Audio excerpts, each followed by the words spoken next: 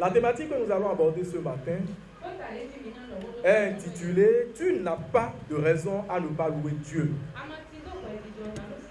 Tu n'as pas de raison à ne pas louer Dieu. Bien-aimé, il suffit de jeter un coup d'œil autour de toi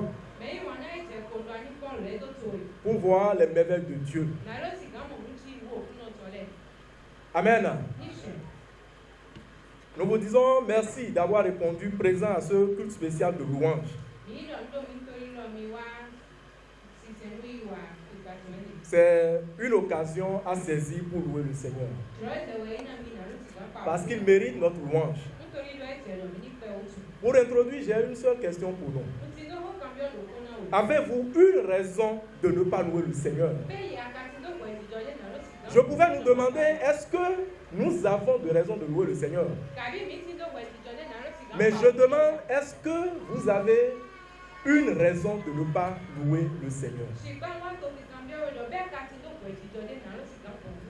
Nous parlerons dans la suite de ce qu'on n'entend pas louer Dieu. Dieu est digne de nos louanges. Nous allons parler de l'importance et le but de la louange. Nous finirons avec les avantages et une action que nous pourrions mener aujourd'hui. Amen. Amen. Alors déjà, quand on parle louer Dieu, selon le dictionnaire, la louange est le fait de relever le mérite de quelqu'un ou de quelque chose par des discours ou des paroles. Nous entendons parler par exemple des louanges parégyriques. Amen. Dans l'Ancien Testament, la louange est vécue sous forme d'actes. D'actes externes. Un rituel en un lieu, à un certain moment, régulé de façon méticuleuse. Alors cela ne signifie pas que c'est l'acte en lui-même qui glorifiait Dieu. Mais c'est l'attitude du cœur de l'adorateur qui compte.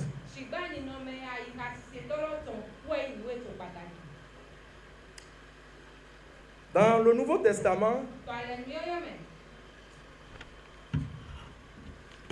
la louange n'est plus assignée à un lieu ou à un moment donné, à un certain moment, à un rituel particulier. L'adorateur doit être quelqu'un qui loue le Seigneur en esprit et en vérité. Nous pouvons lire dans Jean 4, verset 23. Mais l'heure est venue. L'heure est déjà arrivée. Et les vrais adorateurs l'adoreront en esprit et en vérité. Car ce sont là les adorateurs que le Seigneur demande. Louer Dieu veut dire le remercier pour toutes les bonnes choses qu'il nous fait. Bien-aimés, quand nous louons le Seigneur, quand nous le remercions, nous disons ce que nous pensons, ou bien ce que nous savons, ce que nous avons pu toucher. Mais qu'il me soit permis de vous dire qu'au-delà de ce que nous savons, de ce que nous pouvons toucher, pour le remercier, il fait bien au-delà. Vous savez, ce que nous voyons, c'est une partie de ce que le Seigneur nous fait dans le monde spirituel. Ce que nous touchons, c'est juste une manifestation de ce qui a été concrétisé dans le spirituel. Le Seigneur fait assez de choses pour nous. Amen. Dieu est digne de nos louanges. Pour deux raisons fondamentales. D'abord pour ce qu'il est. Amen. D'abord pour ce qu'il est. Il est le créateur du ciel et de la terre. Il est le dispensateur de nos vies. Il est l'omniprésent. Il est l'omnipotent. Il est l'omniscient. Il est sévère en ses exigences, mais il est doux en amour. Il est très riche en amour. Dieu est digne de nos louanges également pour ce qu'il fait. Il est notre protecteur. Il veille sur nous. Il est le pourvoyeur de nos besoins. Il est compatissant à nos douleurs. Il répond à nos cris. Le souci de chaque jour. Amen. Nous pouvons retrouver ces expressions-là dans le cantique 143. Quel ami fidèle et tendre.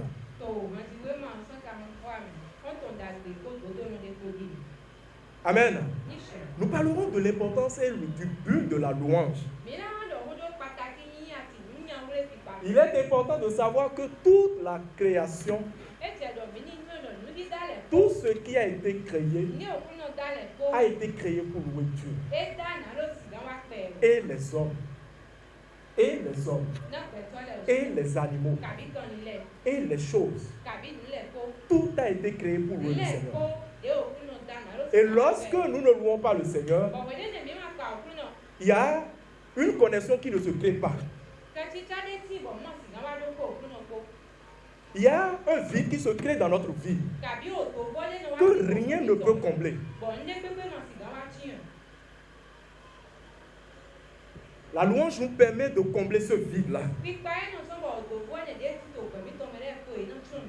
Amen. Dans Psaume 141, verset 2, nous pouvons lire que ma prière monte devant ta face comme l'encens et l'élevation de mes mains comme l'offrande du soir. Bien entendu, la prière dont on parle ici, c'est un chant de louange. Donc que mes chants de louange montent devant ta face comme l'encens et l'élevation de mes mains comme l'offrande du soir. Bien-aimé, je dois insister sur ceci. Dieu déteste l'ingratitude. Dieu déteste l'ingratitude. Ne pas louer Dieu, c'est montrer notre ingratitude envers Dieu. Vous savez, Dieu n'a pas besoin forcément que nous le louons. Il peut susciter les pierres pour le louer. Ce n'est pas moi qui l'ai dit. Nous allons lire dans Luc 19, verset 40. Bon, nous pouvons lire du verset 38 au verset 40. Paix dans le ciel et gloire dans les lieux. Et gloire dans le lieu très haut. Oui. Quelques pharisiens du milieu de la foule dirent à Jésus. Oui. Maître, reprends tes disciples. Oui. Et il répondit. Oui. Je vous le dis. Je vous le dis. S'ils se taisaient, les pierres crieront. Acclamons le Seigneur. Si nous taisons, les pierres crieront à la gloire de notre Dieu. Qui sommes-nous pour ne pas louer le Seigneur? Bien-aimés, nous allons prendre ce petit chant ensemble. Et quand nos mains ne pourront plus acclamer ton nom, ta grandeur durera jamais. Et quand nos mains ne pourront plus acclamer ton nom, ta grandeur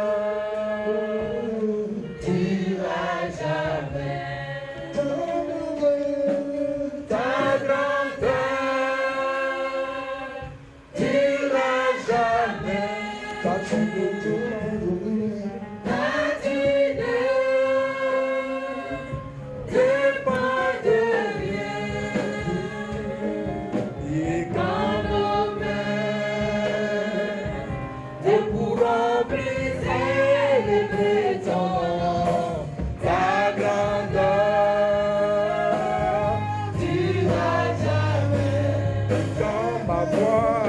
et quand ma foi ne pourra plus célébrer ton nom, ta grandeur durera jamais. Ta grandeur durera jamais, car tu ne dépends de rien.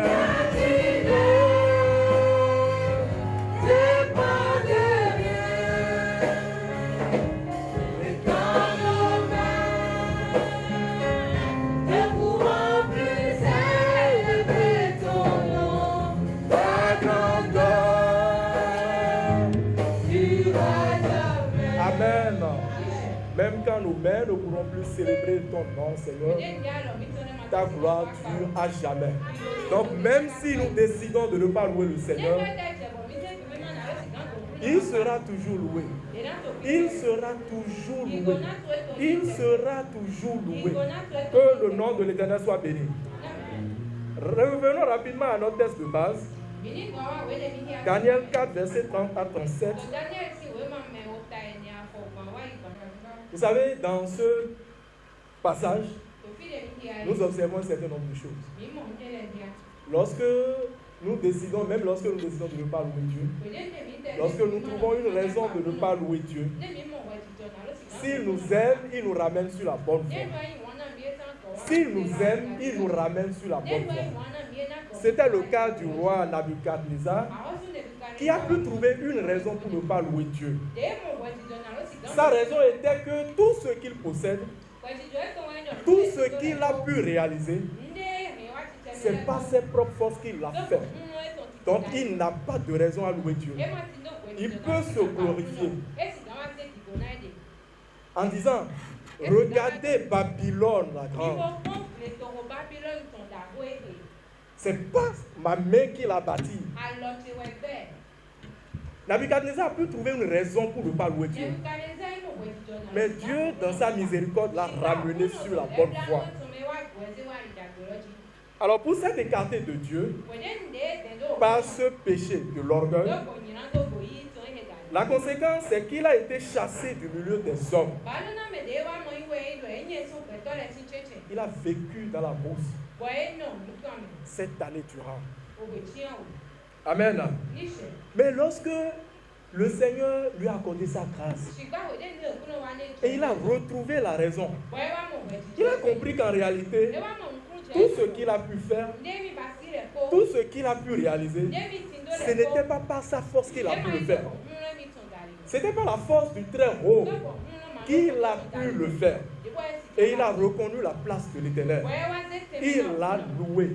Et il dit, maintenant, je peux louer le Seigneur. Je souhaiterais que nous reprenions le verset 37.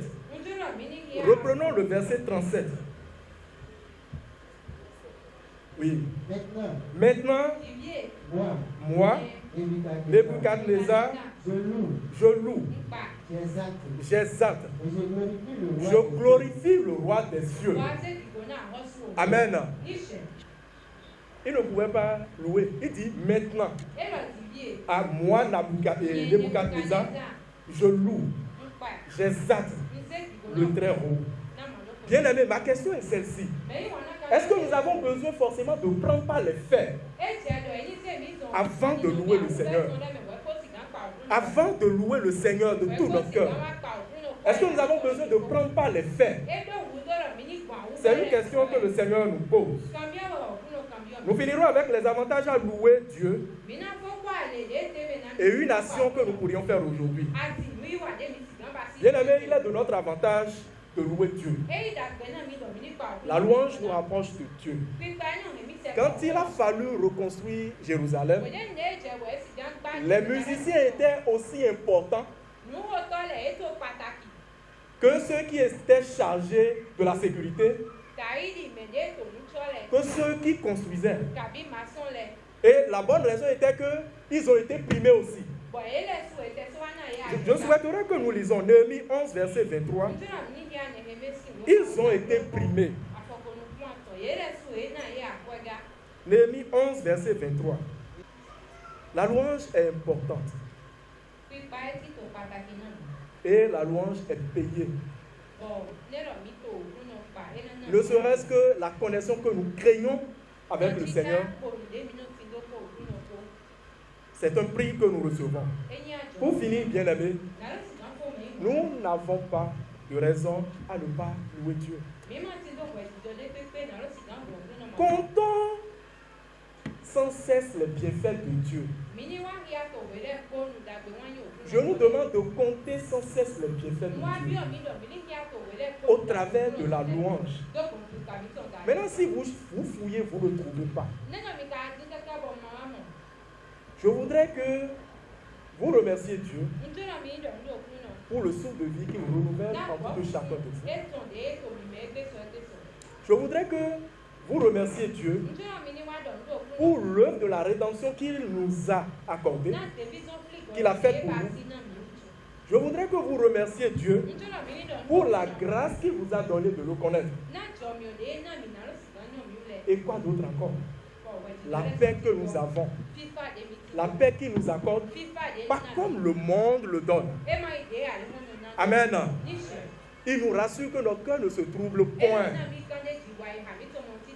Louons le Seigneur, louons-le et louons-le encore. Que le nom de l'Éternel soit béni. Que le nom de l'Éternel soit béni. Je finirai avec Éphésiens 3, versets 20 à 21. Or, à celui qui peut, par la puissance qui agit en nous, infiniment au-delà de ce que nous demandons ou pensons, à lui soit la gloire, à lui soit la gloire, à lui soit la gloire, dans l'Église et en Jésus-Christ, dans toutes les générations, au siècle des siècles, dans le nom de Jésus. Acclamons le Seigneur.